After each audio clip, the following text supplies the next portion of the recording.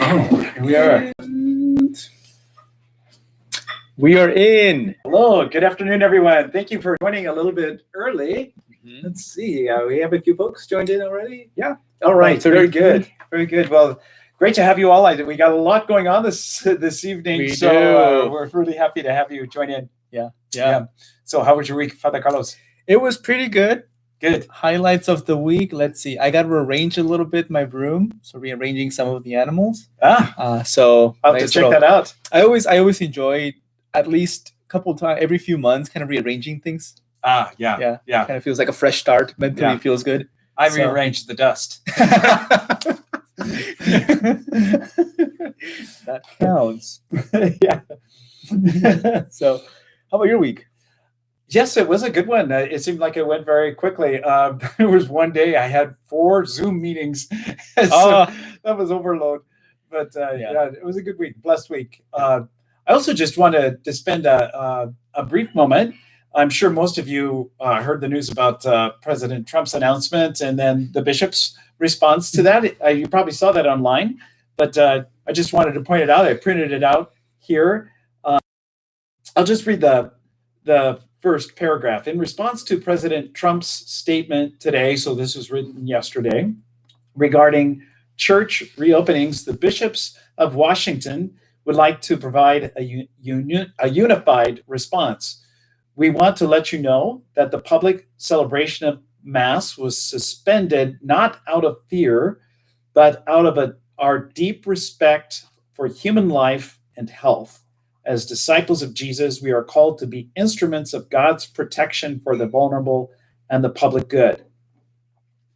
And so basically what they go on to say is that there is a plan that's being put in place, and we'll return to the public celebration of the Mass when it's safe to do so. But we're looking forward to that, and they are and have been working very hard on that. So thank you very much again. If you'd like to see the full letter, it's on our parish website. Yeah, it's always nice to see, the bishops, especially all the state of Washington working together. Yes. And that it's nice to know that our pastors, our shepherds are, really taking hold of the situation and doing the best they can to work with all the means possible to bring us back together in the context of our worship.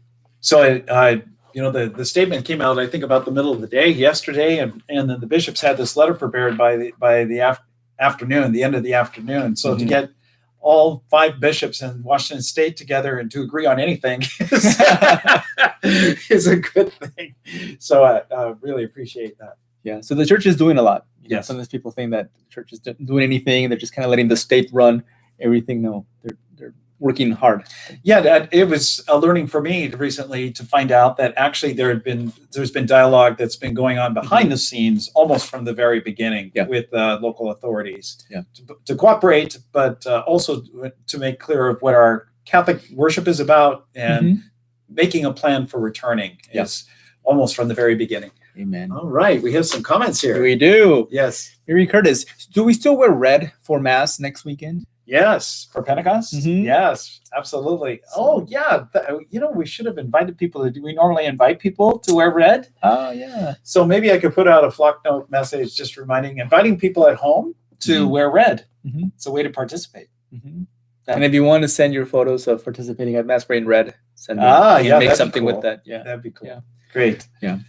Also, Katie's just sending out the link. If you still want to be able to register to attend the 6:30 p.m. retreat, there is the link. Katie has posted it. Feel free to do so. It's a very simple sign up, and we'll begin about 6:30, so 20 minutes-ish. Yeah, look forward to that. Yeah. Kaya, hello. Hello. She's going to wear red. All right, good. Mark made a comment that the Zoom meetings were really, really good, better than that he thought they would be. Oh, probably referring to the Zoom meeting that we had on Wednesday night. Yeah. Yes. So that was just on dealing with grief and loss and the difficulty of this time. Yeah. We had 44 participants, I think it was. And then last night, Kathy and David Gehrig had a Zoom meeting with Eucharistic visitors. And Kathy indicated to me there were over 30 that participated, and that it also was a very powerful time of sharing, really a lot of sharing just among the people, the Eucharistic ministers. Yeah. I know that has also been the experience for our catechumens.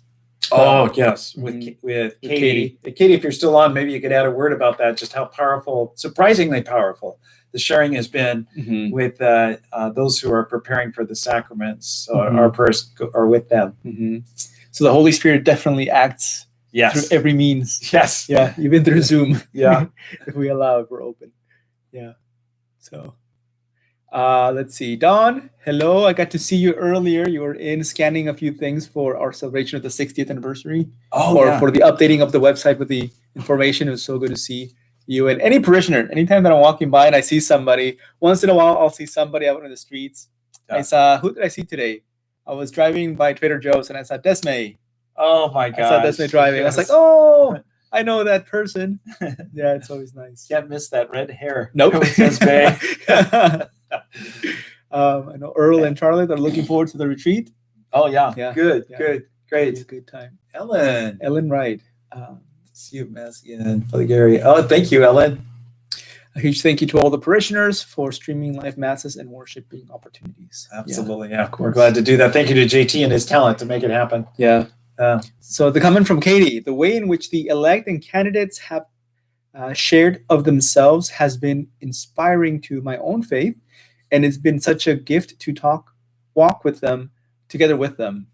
Also, a huge shout out to the team who walks with them as well. Yeah, we do have a great team of volunteers who Yeah. who help in that ministry. They're Mhm. amazing witnesses. mhm, mhm. So Yeah. Yeah.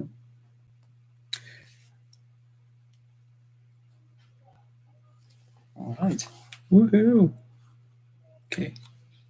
Other than that, anything happening this week?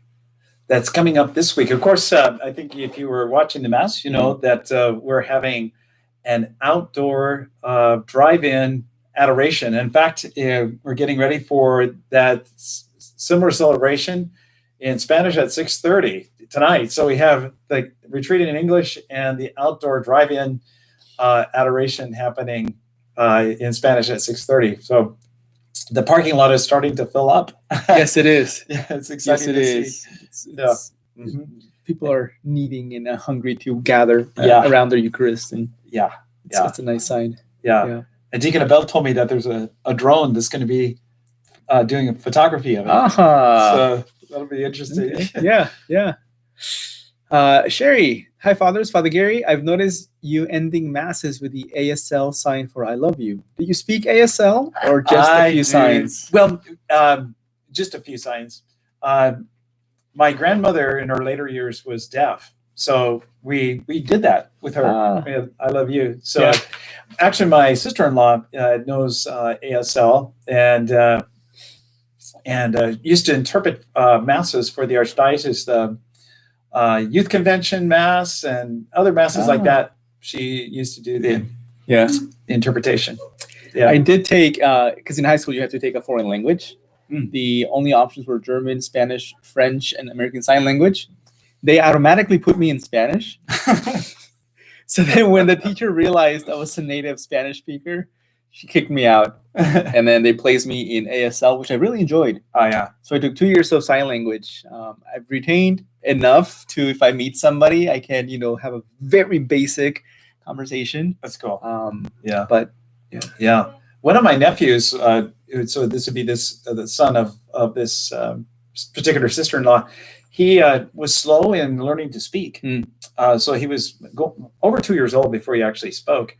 But he could communicate with sign language. She taught him, and that saved a lot of frustration. Yeah. Katie, do we want to share anything about happy hour yesterday with the staff? Yes. Or what I want to say, what stays in the happy, what is said in the happy hour stays in the happy hour.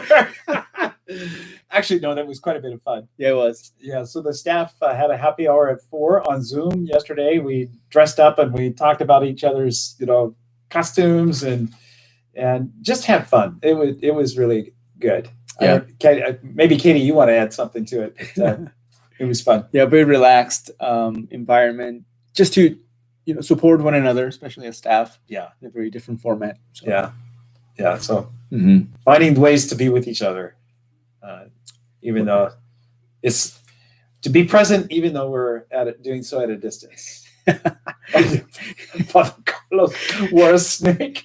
I did. So what I wore, the idea was wear something festive of something that means something to you. Father Gary, you had a Hawaiian shirt, right? With I did. Damien. Yeah, so they're the two Hawaiian saints. Maybe you're familiar with them. Mhm. Saint Damien, who obviously ministered to the lepers. He died doing so. He got the disease. Then Saint Marianne Cope, who also ministered together with him, and she was just recently canonized. She was given the promise that because Father Damien kept asking for groups of sisters to come and was denied, the superiors would turn him down.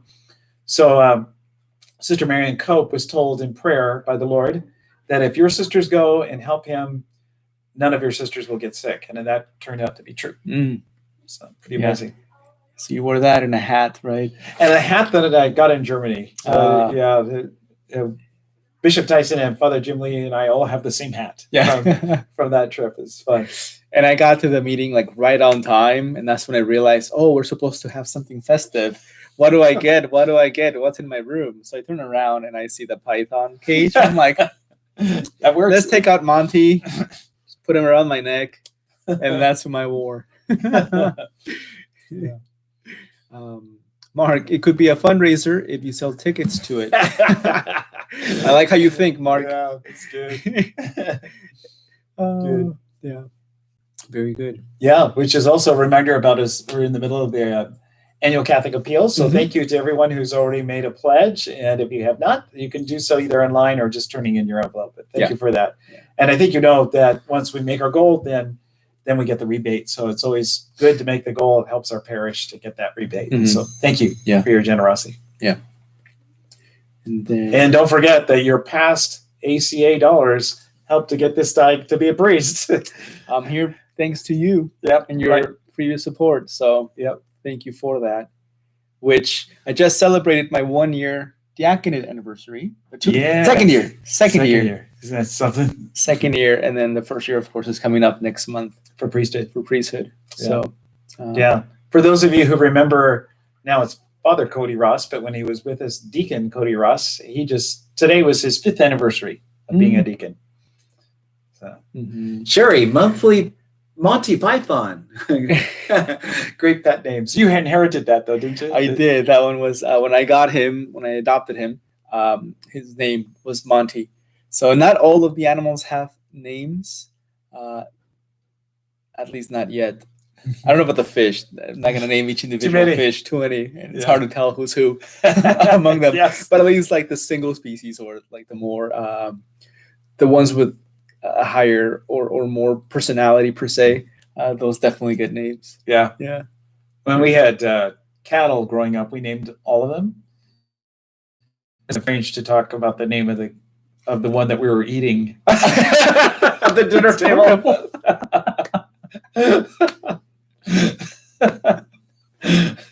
No. Oh man, that's funny. I have a story to share about one of our milk cows. Her name was Bonnie, and we got her. She had been on a dairy farm, and so she was already old. She had a sway back and stretched out udder, and she had a really funny way of mooing. Most cows are kind of like, but she was, and my brother Bruce hated to milk. And poor Bonnie, when their udders get full, it hurts. So she was in the field, and my dad said, Bruce, Bonnie's calling for you. She's saying, Bruce, Bruce.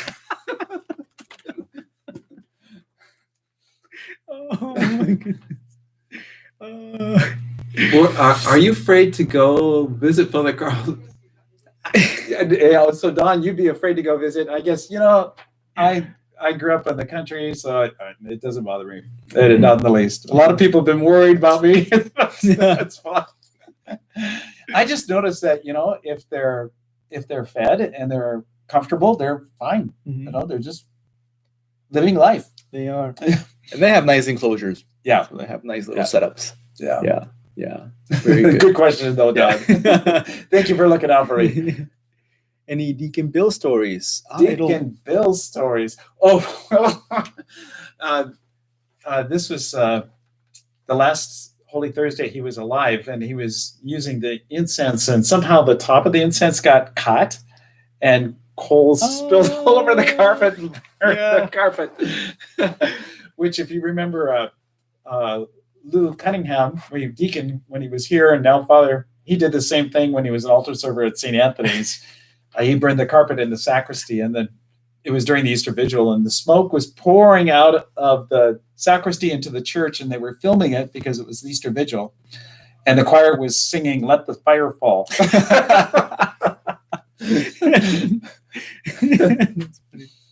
Yeah, I was really happy to at least have what was it? The first month that I was here, Deacon Bill was still with us, and I got an opportunity to be able to minister with him for two masses. Gosh.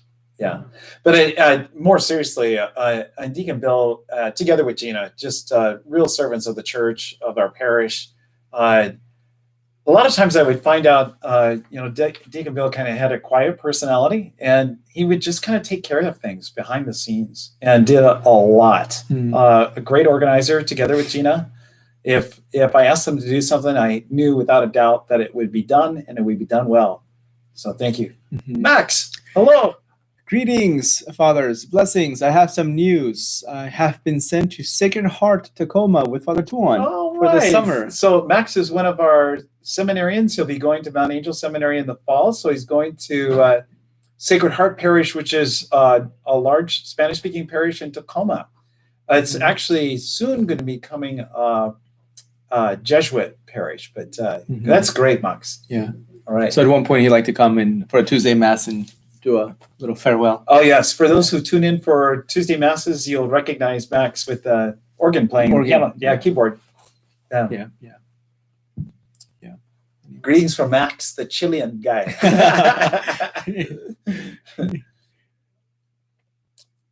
How about a plug for the Prop 90 petition? Okay, yes. So Katie has that information about there's online sign up. So if you would like to sign up for the I-9 for the 90 Prop 90 petition, please feel free to do that. And then how much longer will Brody be with us? Good question, Don. So we are waiting to hear officially on that one. There's a possibility that Brody could still go to Mexico to continue his studies in Spanish. If that happens, it'll probably happen in June sometime. But it could be that he ends up being here till August, just depending if he can travel or not. Nick, your cow story was very moving. That's good, Nick. Thank you, Nick. And we're praying for you, Nick. Yes, God we bless are. you. Yes, we are. Great. Well, we got 10 minutes before retreat. All right. Go get ready. Yes, I think we do need to get ready for retreat. So thank you so much, everyone. I hope you can join. Prop 90 info in your home call the message line. So call the message line and you'll get all that information on that. So thank you so much, Katie. Excellent. All right. God bless everyone. Thank you. See you at the retreat. See you at the retreat.